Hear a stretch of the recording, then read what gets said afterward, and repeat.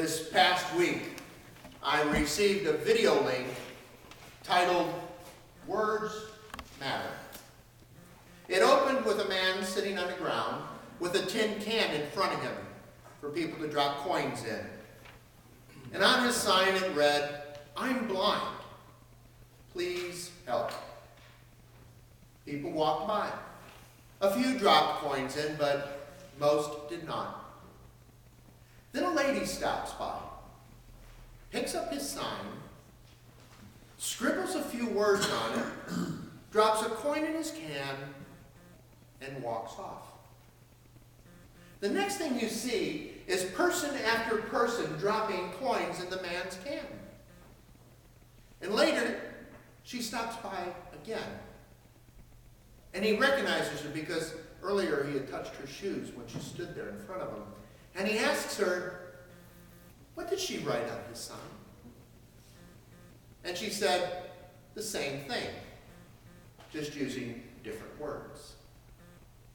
What she wrote was, "It's a beautiful day, but I can't see it." If we read Mark's gospel account literally as it's translated, it might seem as if the good news of Christ begins with John the Baptist, where in reality, Mark places it firmly in the message of an Old Testament prophet named Isaiah.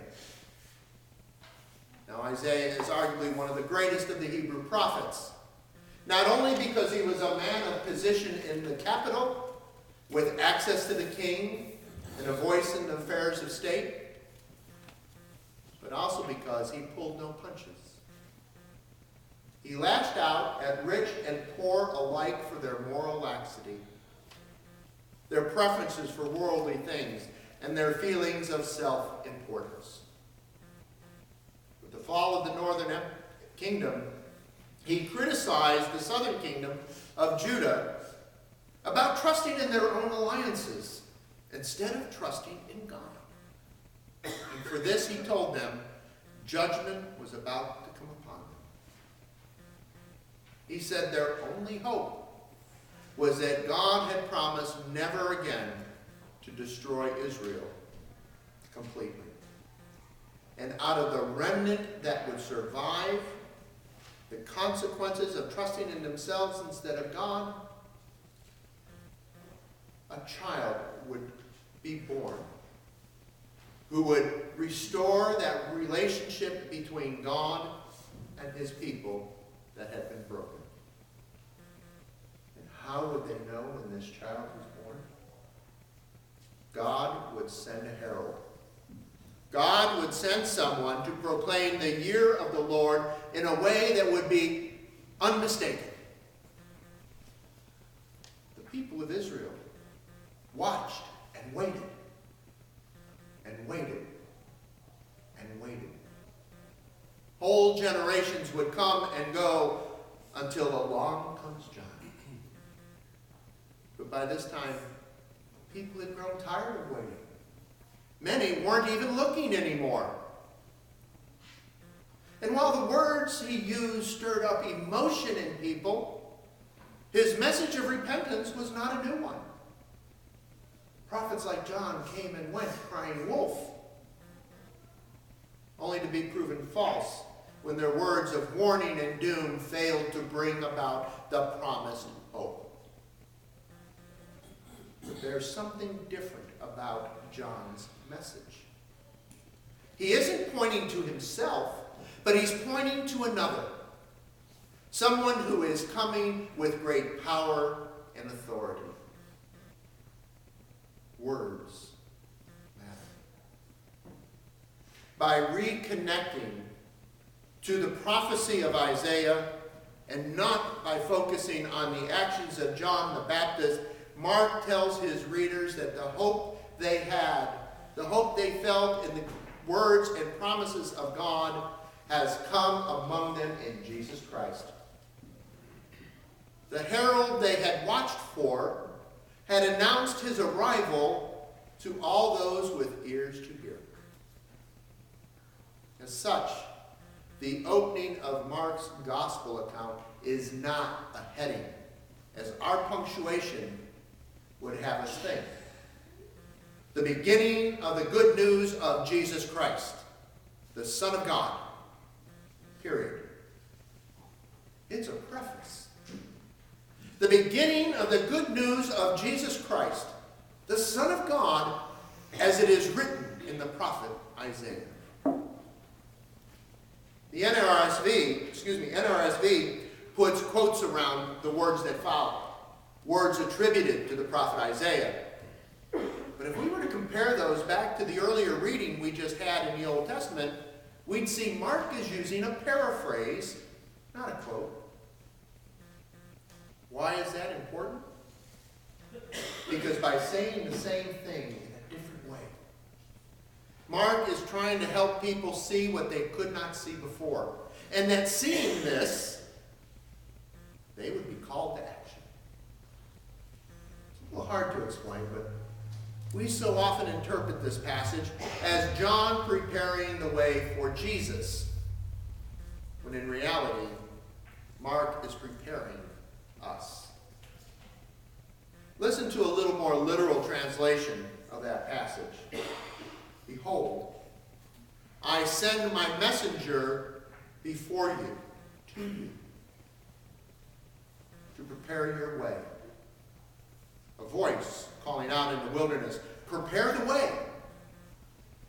Make straight the Lord's path. And if we look at it this way, it helps us to understand why in the other gospel accounts, John the Baptist is so upset with the Pharisees and Sadducees who come out to be baptized. The baptism he offers is one of repentance, but they're not repentant. They weren't being baptized to make the way clear for the Lord to enter into their lives, to prepare them for the life-changing reality they were about to encounter, or even because they felt that God's promises were finally being fulfilled. They were being baptized just in case.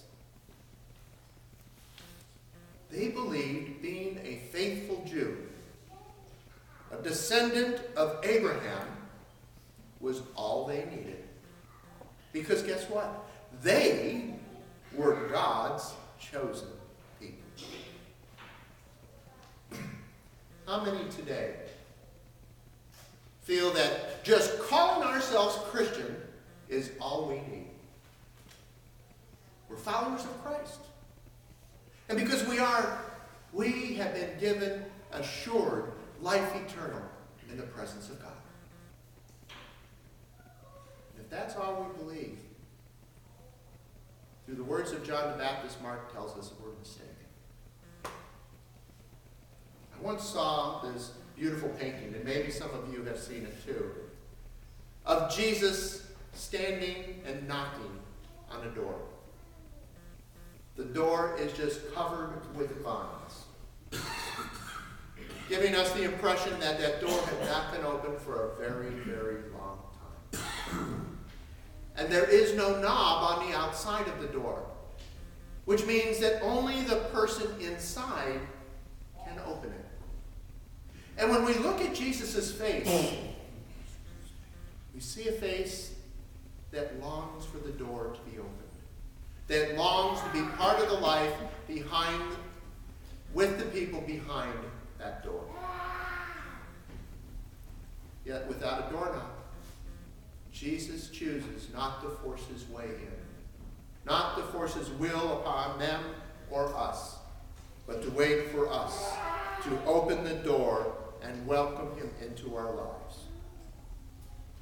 Advent is a time for us to prepare ourselves for Christ's coming by opening the closed doors in our lives.